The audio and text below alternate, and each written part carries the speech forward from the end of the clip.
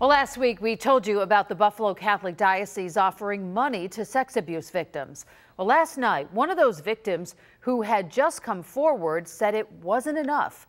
Good evening, I'm Mary Alice Demler. And hello everyone, I'm Scott Levin, and we went back to the diocese to get some answers today as another man accusing a former local priest spoke to our Claudine Ewing. And she has the story as we continue to hold people in power accountable. Well, first, there was the allegation of priest abuse. Then a local priest admitted to the Buffalo News that he indeed abused several boys. Now we're hearing from someone else alleging abuse by a different priest. Michael Whalen said this last week. I was abused by Father Norb.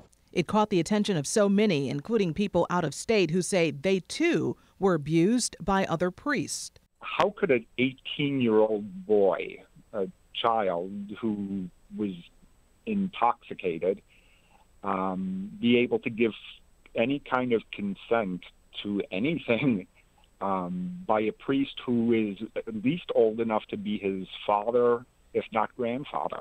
The man you're hearing from does not want his name or face shown, but for the first time he is telling his story involving a priest he met at the Columban Retreat House in Derby in the 80s. The abuse that you suffered at the hands of a priest, and you said that is when your virginity went away. Would you say that scarred you for life? Yes, I would.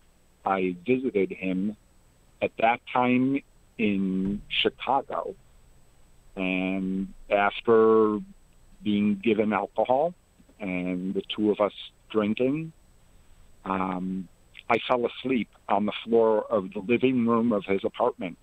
Last week, the diocese announced a compensation fund. It is for anyone who was a victim of child sex abuse by a member of the clergy. They will not say how many claims they have received since March 1st. And there's something else, the names of the priests. They will not say if or when they will release those names. That needs to be brought out into the light so that people are aware that their children are in jeopardy.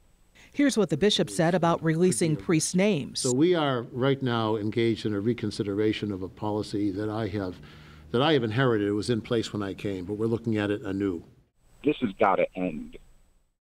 Well, the man says he's speaking out so that others will know that they are not alone. He's also planning to file a formal complaint, and it's not for the money, he says, but to try to put an end to priest sex abuse. He says the priest from St. Columban's Retreat House that abused him died back in 1995. The diocese would not say if that priest's name is on their list of clergy accused of abuse. We, of course, will stay on this. Claudine Ewing, Channel 2 News.